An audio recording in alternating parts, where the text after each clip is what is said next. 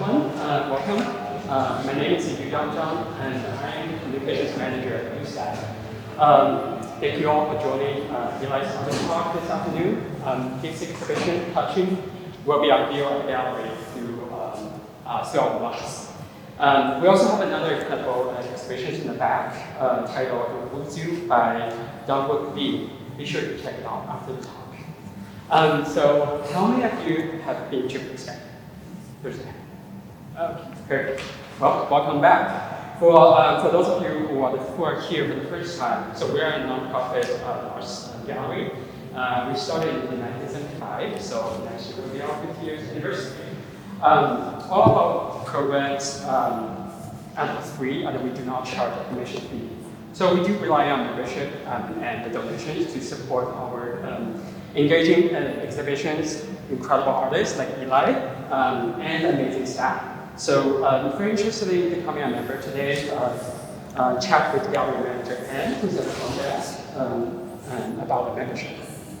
So I would also like to shout out to amazing staff members, C. Meyer, Extensions Director, and Anne Pro, who's behind the front desk, the gallery manager, and Christine Solomon, who unfortunately won't be here today, is the executive director. And also want to express appreciation to all of the exhibitions committee members who help us install the show and make everything happen. So this exhibition is a little bit special to me. Actually, Eli and I started connecting back in 2019, I would say. I followed him on Instagram, and I really loved his work. And then later I found out he teaches at Purdue, and I went to Purdue for undergrad. I did not take his class, but his classes we connected. And I was like, I really love your work. I would like to. It would be lovely if Eli could show his work at Blue Sky, and now it happens. And also, why I'm here today is actually because I took our art and design minor at Purdue, and I'm altered my trajectory, and I'm here today working at Blue Sky, an artist, and it's all because of Purdue. So it really feels like a full circle moment for me. So that's that. Do you want to introduce our artist, Eli? Eli Craven is an American artist based in Lafayette, Indiana, where he's an assistant professor of photography at Purdue University. Craven's research explored the role of images in the process of socialization, specifically in relationship to ideologies of sexuality, desire, and death. He creates images, sculptures, and installations that question and transform the inherent meaning of the photographs. Craven's work is exhibited nationally and internationally, most recently at Hand Gallery in Copenhagen, Denmark, the Clown Gallery in Brooklyn, New York, and the Unseen Photography Festival in Amsterdam, Netherlands. His work has also been widely published. Select publications and clients include Courier de la Sierra, Milan, Gestalten Publishing, Berlin, Penguin Random House, Barcelona, and the Paris National Opera. So, give it up to Eli.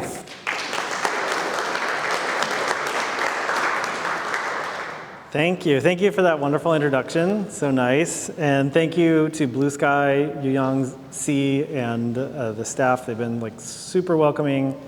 This wouldn't have happened without them. And really, this selection of work wouldn't have looked like this without C and Yuyang kind of talking to me about the connections they see between multiple bodies of work and how they could come together. Because this isn't one kind of unified body of work before the show. It's a selections of work that really kind of speak to each other. That came from them and some of their conversation and direction, which was really great. So thank you. We were talking at the opening, and I wasn't sure if I wanted to do a traditional artist talk or a discussion or a gallery talk where you kind of walk around and talk about the work.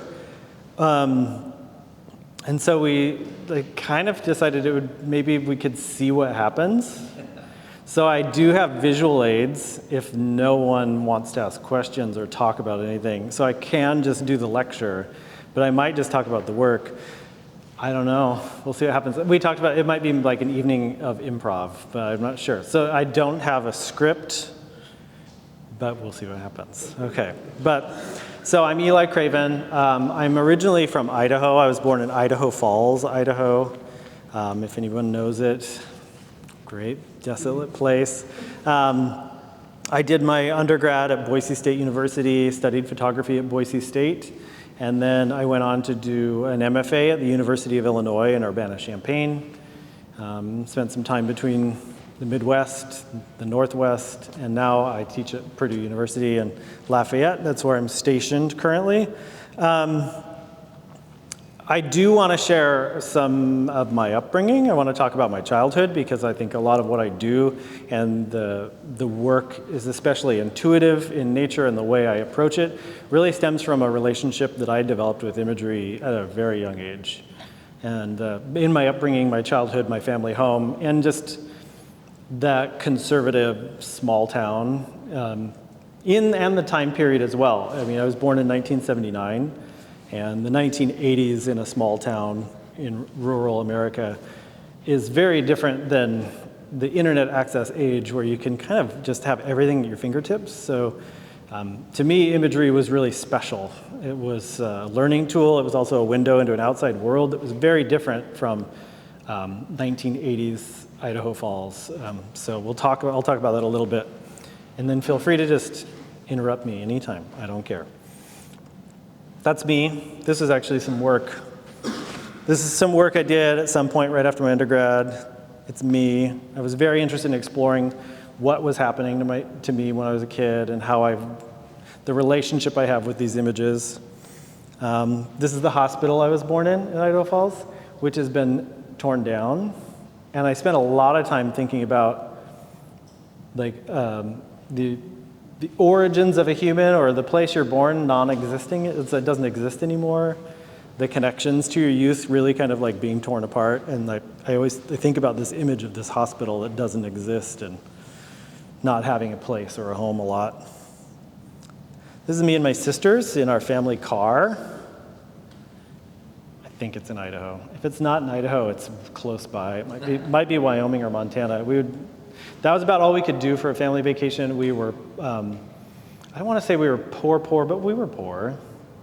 We definitely didn't have money, and we ate those strange, weird, big batch meals that would last all week long. Like if we could afford like a bunch of hamburger and some noodles, and we ate it 7 nights a week. Like there was periods where like we were lucky to do that. We did lots of thrift shopping for our clothing, wore our shoes until there were holes in the toes, and it was like kind of affected me greatly in school. I felt like I was teased and bullied, and I was a shy, sensitive kid that really felt like I didn't belong. I didn't play sports. I was uncoordinated at sports. I hated team sports.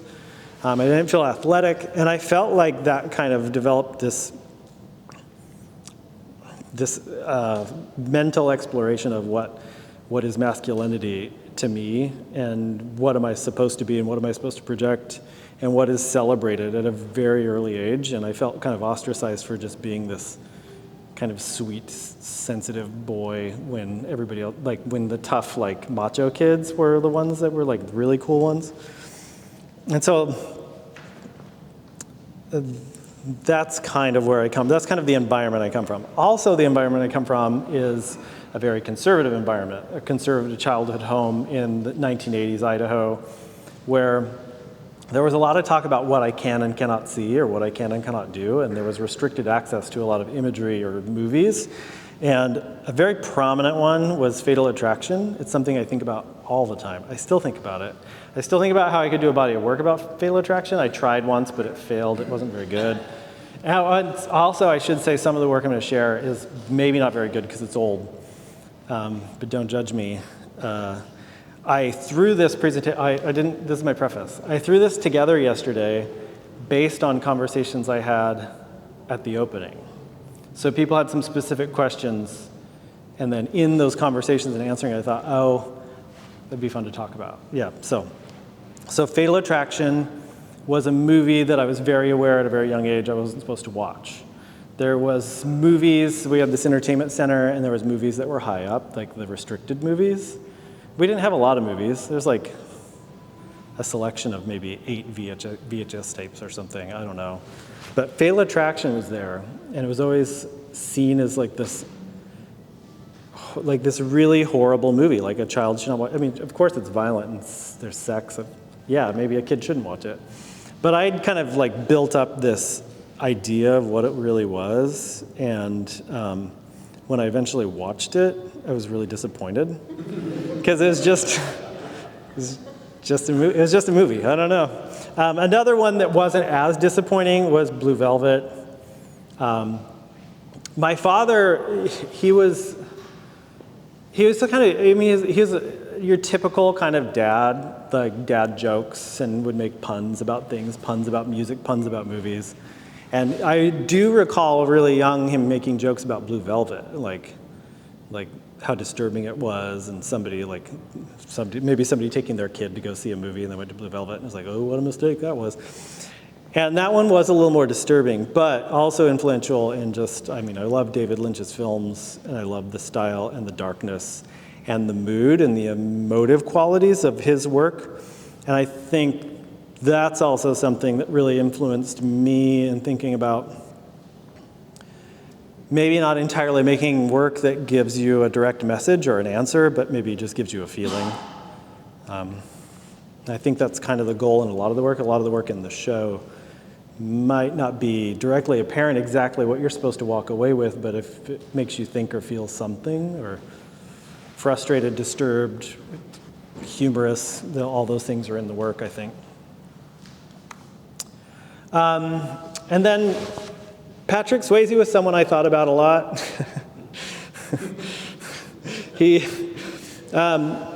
I was a kid in the 80s, and I would see his movies, and then he started making these movies where he was really this sensitive man. And I thought about this all the time when I was a kid, like,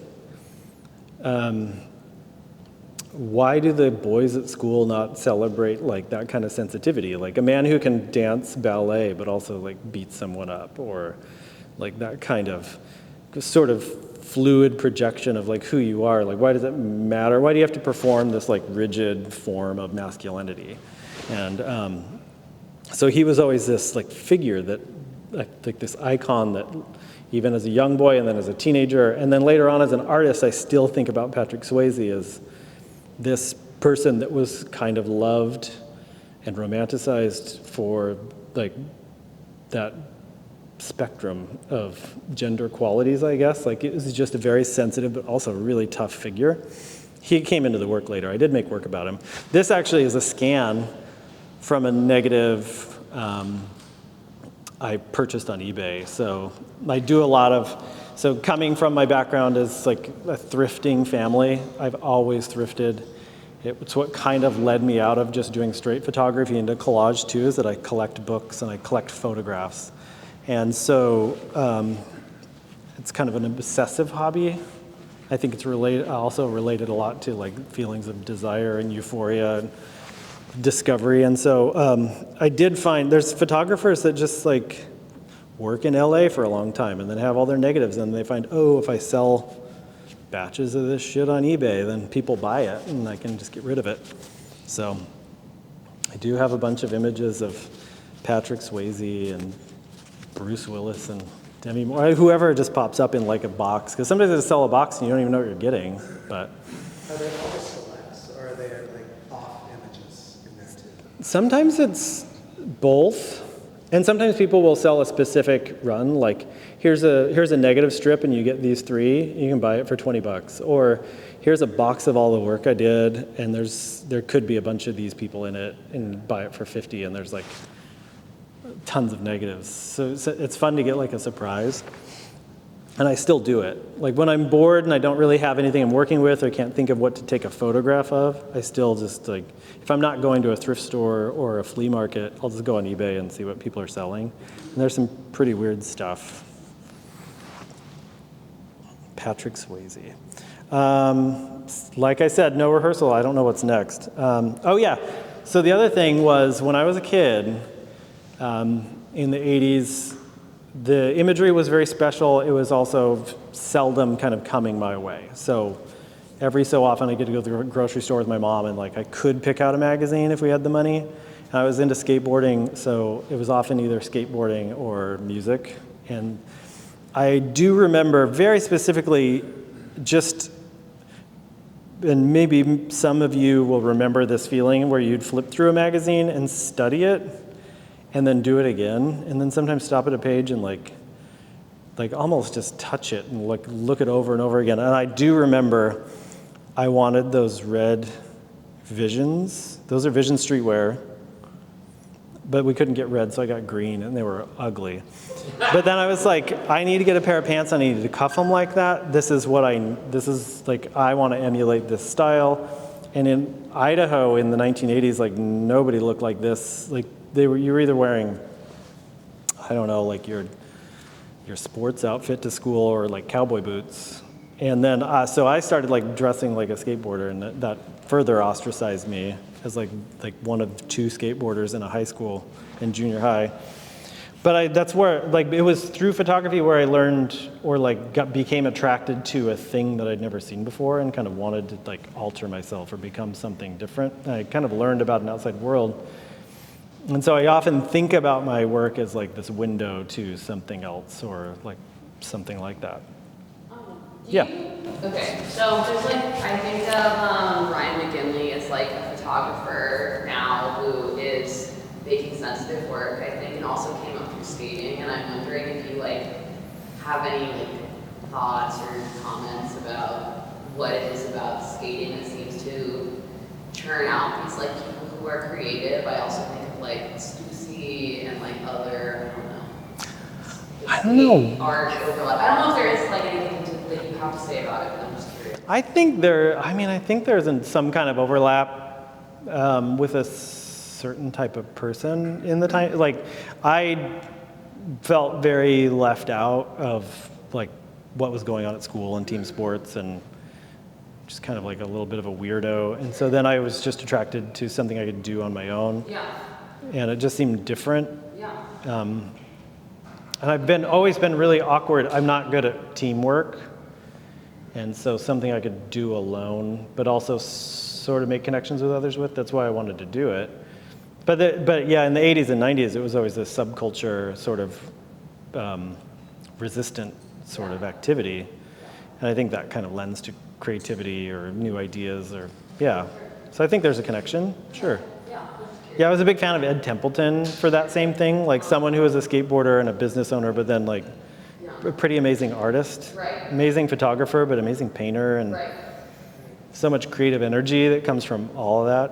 I think there's something there about being independent, but you're also kind of like reliant on the social group you have around you to be like, oh, maybe if you moved your foot, it would help, but you're still ultimately working on your project and you're competing with these people, but they're your friend. I don't know. Yeah.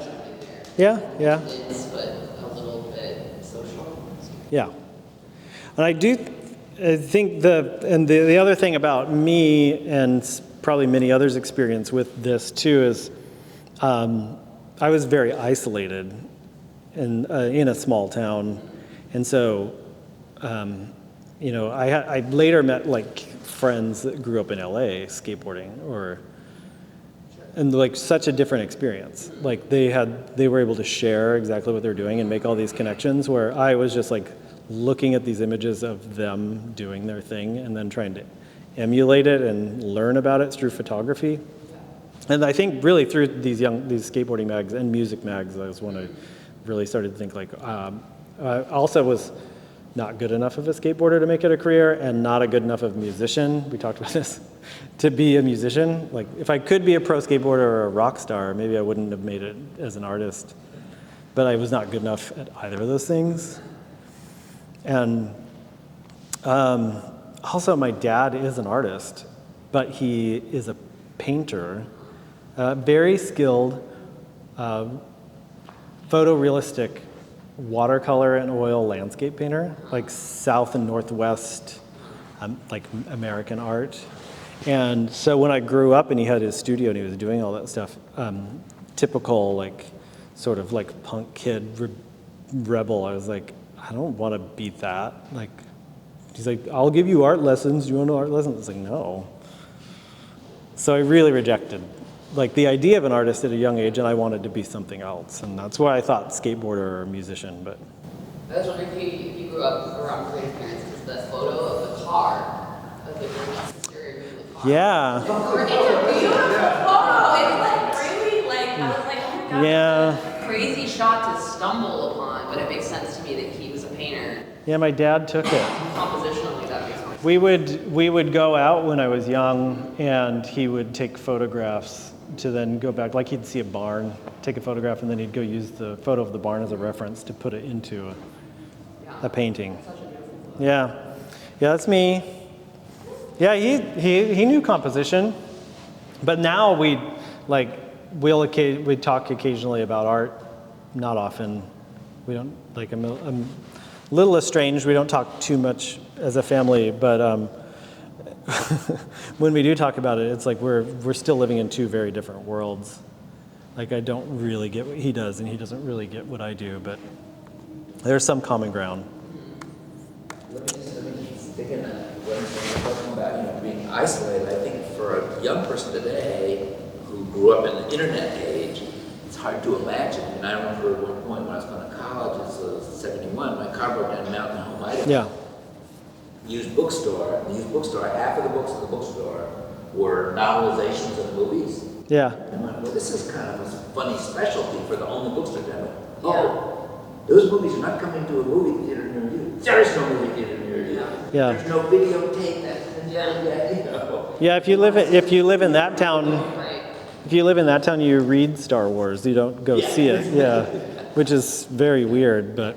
And we did a show on Carlos, a Brazilian photographer, who was just like you. He was into the skateboard. He had to go to the airport. I forget if he was in Rio or Sao Paulo. We had to go out to the airport, which is the only place that you could buy a skateboard magazine. Yeah.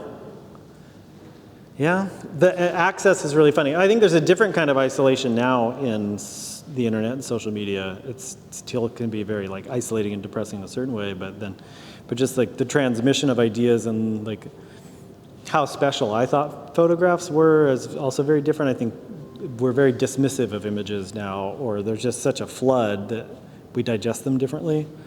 Not to say it's unique to me, like I'm not the only person that experienced this, but definitely it's something that resonated with me and affected the way I work.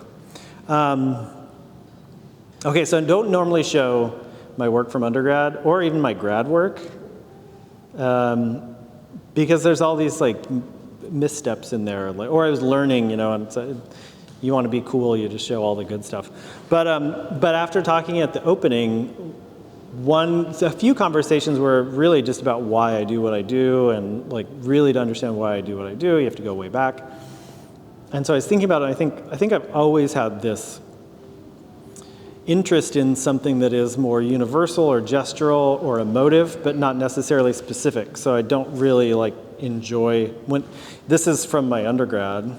I was in a photo program. I was shooting a lot of film. I was doing like color processing and RA4 prints, and I was shooting medium format. This is medium format. And so after the opening, I went back to the hotel and I just wanted to flip through my computer and think about what do I want to talk about. And I was looking at like folders of these old scans. I was like, it looks so much like some of the stuff, like there's an image in the catalog that's not on the wall of like, I think a hand holding another arm, wiping an arm. And it looked so much like this image that I took like 15 years ago and shot on film. And I was very much an observational photographer, just shooting because I love to shoot and I love photography, and I really was just learning the darkroom and learning how to make things. But then I look back through and everything is so anonymous and elusive. It's not like a direct punch, but I loved the figure, and I always took pictures of people, but I rarely took pictures of anybody's face. And then later on, at the very end of my undergrad, I started doing these things where, because I'd worked in the darkroom for years and I became really interested in the materiality of photography. I was a printmaker and a photographer, and I did not have I didn't have the commitment to really like work with it so much to like get the perfect print. You know, the going in and doing your test strips and like running it over and over again. And it's not perfect, so I got to go in and do 1 second less and dodge this corner. Oh, it drove me nuts. And I was the same with printmaking. But so I would make a lot of like bad prints and a lot of junk, or I'd mess something up and really like the mess ups. And so I started playing in the darkroom until I got things I liked, and then stopped with the thing I liked, which was unique and there were never an addition. And then I started with all the thrifting and collecting out all these objects and books and things, and I started photographing the things in front of photos, and it was probably an entry into what was a collage practice, but I wasn't doing collage, but I was making like images in space that kind of looked like collage. So a photograph that I'd made that I printed kind of big that was hanging in the studio, and there were flowers in the studio, and kind of making this space and kind of flattening space. Kind of related, I guess. I still like this one, but it's just a photograph, not a collage, but it started to feel like collage to me. And then after my undergrad, it was this big shock. I was just talking to somebody, I was talking to Sean right about this too, that I stayed on kind of an extra semester in my undergrad because I had funding, because I was working in the darkroom and I didn't know what the heck I was going to do. I didn't have money to have a studio or darkroom access. So I stayed on just to keep working in the darkroom, and then when I officially graduated, it was like, now I don't have a studio. And so then what do you do when you don't have a studio? I still wanted to make work. I had this eager desire to do things. And it was kind of halfway depressing, but also it just kind of pushed me into some new era of work, because I had no studio, I had no darkroom, I had no money. And I just sat at home and I'd look through all my book collection and like old books and thrifted books.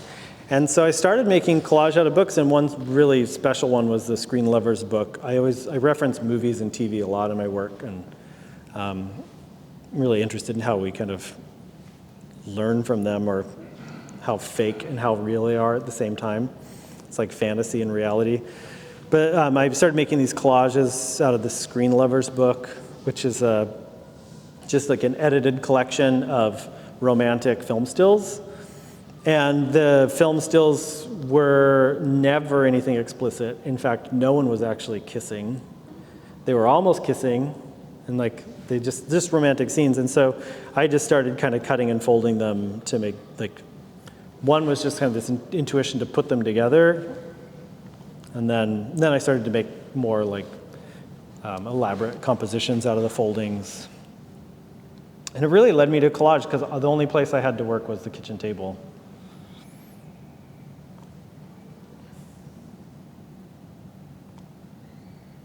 And I started to play with the fantasy a little bit. So I expanded the project a little bit and just started taking movie film stills that weren't romantic and then just kind of forcing the romance. So, I mean, the two gangsters in the backseat of the car were definitely not there to kiss, but then I sort of just made them do it. And then after the collage practice, I went to grad school.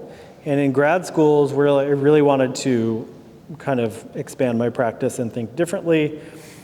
And I started going to restore, creative reuse stores, and looking for materials. And I was working in an interdisciplinary department, so I was seeing all this sculpture being made.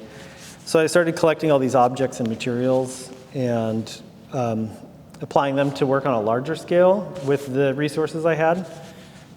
Really being limited by collage for a number of years before I went to grad school, I think I was just really excited to get somewhere where I had a printer and I had a space.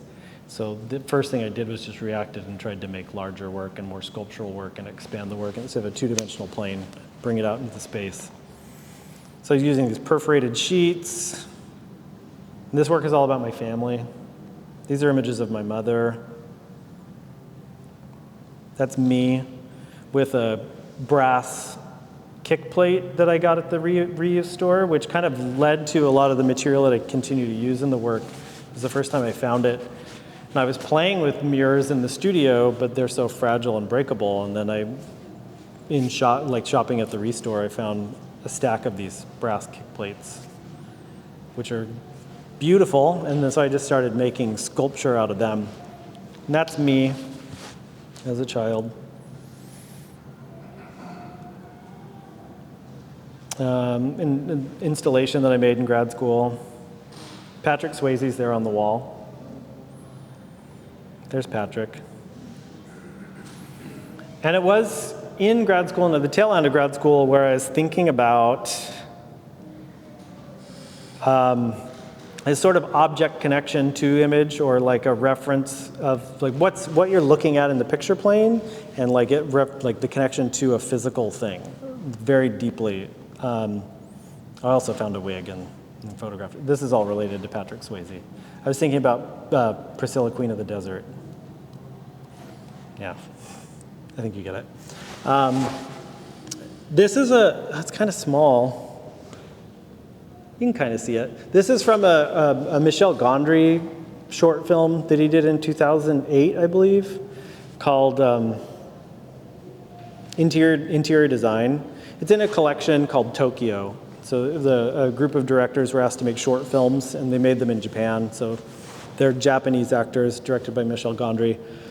And it's about this couple, and their relationship kind of falls apart. The man, I think, has, if I remember correctly, he's an artist or filmmaker. He's a filmmaker having some success, and the woman feels left behind, or like she has no value in the relationship, or increasingly less value, no role in the relationship.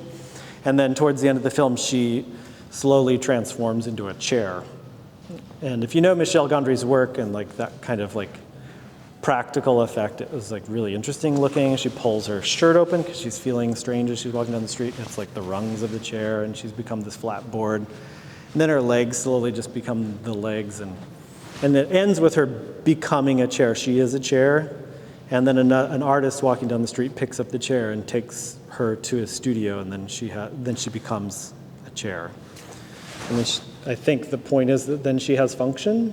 Like this artist relies on her and uses her and like appreciates her, where in the relationship as a human she didn't have any appreciation or something. And I think about that, and then I also think about these sort of not perverted, but devious or curious fantasies I had when I was a kid, where there would be something going on in another room with closed doors, or my parents would be fighting, and I want to know what they're saying because we had a very secretive family, and like personal crisis was always kept quiet. Don't tell Eli, I'm the youngest. And so I wanted to like hide, and if I could be an inanimate object in the corner, could I hear what was going on? And I used to think about that a lot. And then I had this connection to this chair idea, like what if I was a chair? But then I didn't build a chair. I should have built a chair. And so I built this sculpture out of these found materials that I'd found, and this is like, it's this young picture of me in this sort of distorted radiator cover with this marble shelf that's kind of collapsing into the ground with a book on it. And then I made myself into a towel. There's a dye sublimation print onto a large beach towel. And then I'm hanging there. And I think there's something really funny about hanging there with my eyes looking at the room, but also the thought of if somebody were to take it off the wall and then dry their body with it, and like, I think some of that stuff is, I do find a great humor, but I love that tension between humor and like a disturbing thought or something like perverse but also funny. And so I try to play like along those lines a little bit. And that, not long after that, I started making hand towels just because the humorous pun of a hand towel. They're hand towels with hands on them. And initially, I made a few of these in 2016, and I was going to put them in a show that was it was a gallery that was it was a house that had been transformed into a gallery space in Springfield, Illinois. It was called Demo Projects. It was called Demo Projects because it was gifted to this artist group from the university there that owned it, knowing it would be demolished in 5 years, slated for demolition so they could build. But in the meantime, they knew nothing was going to happen, so they let them have art shows there. And so I made them, and I had them there, and I thought they were just funny, but then that was also 2016, which was a bad year. And so that they kind of took on new meaning in the context. I think a lot of the work I make does kind of follow the context of what's happening, and they felt more like hanging on. Maybe they just weren't funny to me anymore. And then there's also this thought of like, if you were to wash your hands, dry your hands of it, or like handling hands, washing your hands with others' hands, and just like the transference that was in my brain. I don't know if it comes across in the room, but these are all these things that were in my mind. And then also another, now we're just talking about events, I guess. A very important event was, I was framing my photographs. I didn't have the money to pay a framer, so I just get in the wood shop and taught myself how to build some frames and put them together, and I watched YouTube to make them. And then after grad school, I also, once again, I needed work, and I didn't have work. I did some adjuncting, doesn't pay the bills. And so I apprenticed for a wood shop and a furniture builder, and gradually learned how to like make dining room tables, coffee tables, cabinetry, and I made urns, custom urns, and I did that for a few years, and I was able, and the great thing about working at a place like that is you get to keep the scraps. My boss was kind enough to be like, yeah, all the small scraps that don't come off the tables, like I could rip them up, clean them up, and use them for frames or use them for objects. And it would kind of influence my practice too. One of the first panel works like this came because we were planing like wood panels that were going to become like drawer covers, and there was excess. I was like, oh, I can take this excess and do something with it, like have a panel or like a door on a photograph, or like apply it to the face. And so I think just naturally, like the practice of having this woodworking job and this photo collage assemblage practice, they just kind of merged together, and those skills just started to blend together. Eventually, it wasn't just about framing the work. It became with this work, became a lot more about taking the photograph or finding the photograph and then thinking about what can I make to then alter it or change it or deliver it in a new way.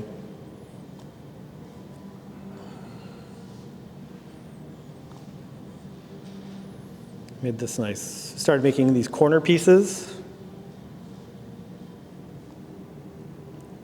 And I started working a lot with found imagery. Early on I was shooting a lot, and I still take photographs when the idea needs the photograph. If I don't have a photograph leading the project, but I have something I want to do, I take the photograph. Like this finger in the center is a studio photograph that I shot. I bandaged the finger and photographed that finger. But much of this stuff is scanned from human anatomy and first aid textbooks, like these, that I had found at thrift stores. And I had collected them years ago. I was just always interested in the imagery. I really liked it. And then really started kind of re-examining the imagery. I mean, it's probably, I don't want to sound cliche, but the pandemic affected me greatly, like everybody else. And so I started thinking about this imagery deeper following that, because I stopped going to the doctor. I stopped going to the dentist. I didn't want to interact with people. I was kind of terrified of breath, and I was terrified of intimacy. And so some of these works I started to play with and assemble in this way, just kind of exploring these ideas of this kind of breakup of the body, but also the back piece is a mouth-to-mouth resuscitation image. It's like a press photo from a first aid manual of mouth-to-mouth resuscitation or class. And so I made a number of these. There's another one where I was putting this split in between the two people and just kind of seeing what happens when you distort or split them up, and they become sexual and humorous and kind of bizarre in some ways. when the original image is just really, it's educational, it's banal. And so I got really kind of interested in this, two things, like taking this sort of banal imagery or something that has really no emotional intention, and then transforming it or covering it in a way that maybe evokes desire to see, or the desire to see what's hidden, or even if you look at like some of the overlooked gestures or details, does it change your interpretation of what the original image might be? Here's another from that series with the hand. There's these wrestling men from the anatomy textbook. This is new work. And then I think I ended on something. Yeah, brass kick plates from the original ones that you came upon? Yes, no, I bought some more. I still use some of the brass kick plates, but then for some of the larger pieces, I've been just buying mirrored acrylic, which has the same look and finish. And then, but it's nice because it's shippable. Or you could maybe drop it and it wouldn't shatter or something, so. But I don't know what it is. There's something about the contrast of the black and white imagery and this gold imagery that feels very disjointed and bizarre, almost like it's another side, where I've used like a true clear mirror, and it feels, you see this continuation. And sometimes there's this feeling like you're seeing through the wood, the whole image is continuing, but then this is like sort of this reminder that like, it's not the same, it's not a continuation, this is other. So I noticed with the CPR, resuscitation image back there, Mm-hmm. that, like, depending on what side I'm standing on, I become the face giving the Yeah. figure like mouth to mouth.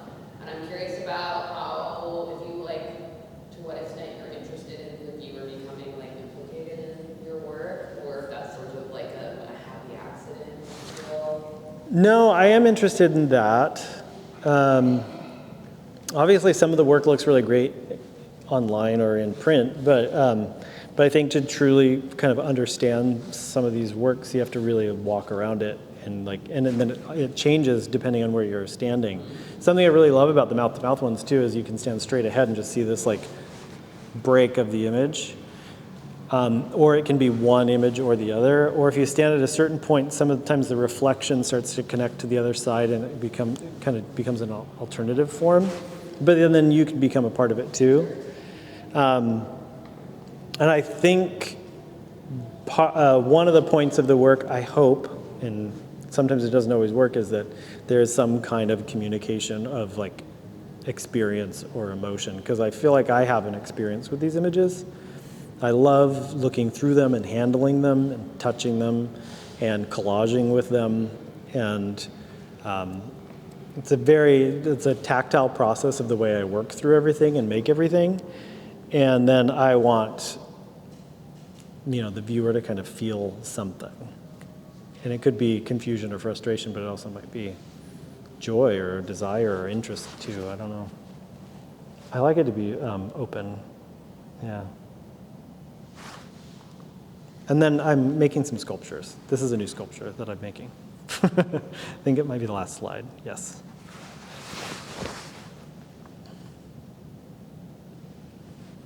I think I'll stop there if you have questions. We already had some questions. That was really good because we did turn into discussion, which was great. But my own urn? Ooh, that's a really good question. I was thinking about urns when I made this piece, because when I worked for that woodworker, we would occasionally just get a request for a custom urn. And it would usually be out of like a really fancy, like rare wood, which is also strange to think about. But so I'd be making these boxes thinking about who's going in it. Sometimes they were for pets, sometimes for humans. But I have thought about that. And I thought about it a lot when I was, my wife and I have lived apart numerous times. Like we'll move for opportunity because art is not easy. And so numerous times we would live in one state or the other. And there was a period where It was actually after, it was 2017 where I was teaching at one school, she was living in another state, and we were flying a lot. And every time I would fly, I would just think like, am I gonna die this time? I actually think about that all the time. Like, when am I gonna die? Because, I've been in a few car accidents. I've had a few accidents. It can happen at any moment. The ceiling could collapse on us all. I have no idea. So I think about this constantly, and so I made this piece that was this homage, like it was because I went to, God, I'm rambling. I went to, I was in Boise, Idaho, and you might remember it because you're from there. But there was an old funeral home, maybe Idaho Street. It was kind of modernish looking, and it was there for a long time, but then it closed down, and they were going to tear it down and build a building, probably condos. And before they tore it down, they did a tour of it, and you could go through and see like the embalming rooms and like all this stuff. And then a woman who did a PhD on funerary practices gave a lecture in the space. And she gave this lecture in front of this architecture that had like this big arching shape with these, and the other thing that I loved too was that they always have warm lights in funeral homes, red or orange kind of glowing lights, so that the dead look more alive.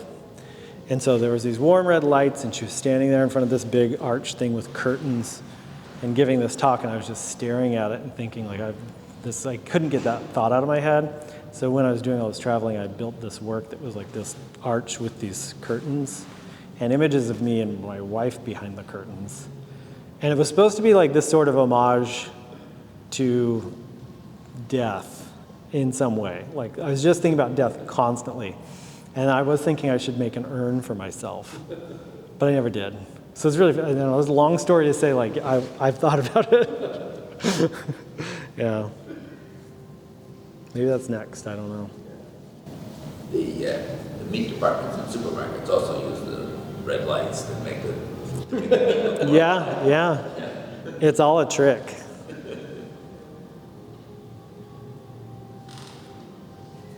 Yeah. Opening, a couple of people asked me that if they can interact with some of your pieces, especially the thing I know. So I've been thinking about your work that always have that sense of, it's a suggestive invitation to interact with the AR reality stuff. But kind of curious, like, would you ever consider moving towards that direction, kind of, making something actually like an interactive? Yeah, I've thought about it. Especially because it's called touching, and then there's these towels I think people want to touch, and these things that look like they move. And they do, like they can. They're really like kind of jammed in place, and that one's locked in place at the height I kind of want it. But they totally function, they slide up and down. And I did think at one point I wanted to have like a handle or a pulley so you could pull it up and down, but it's in there. I thought about it, yeah. Someday an interactive installation where you go around and like open things and see what's in it. That's a good idea. Are the hands and the hand towels, are they sourced from like the same places that you would source anything else, or are these sourced from somewhere else? Oh, good question. No, they're stock images. I was wondering if there are stock images, or do you like have anything? I can have like ideas about what I think the stock image means versus like you finding these like found images. But I'm curious if you have anything you like want to add about like stock images and anything else. Yeah, I think of stock images being this, like it could be anyone and it's for everyone or for anything, and it has no identity. And so somebody I was talking to about that at the opening too, and we were talking about there was a joke a few years back about Googling white woman eating a Caesar salad or something like that. Yeah, and then you can see that like there's restaurants that will use the same image of the same woman eating the same salad as if it's like all over the place. And so it serves this purpose, but it's not even like their salad or that woman never ate there. And so it becomes a stand-in for like anybody. And like, in some sense, it doesn't mean anything, but. Well, I guess also curious, like,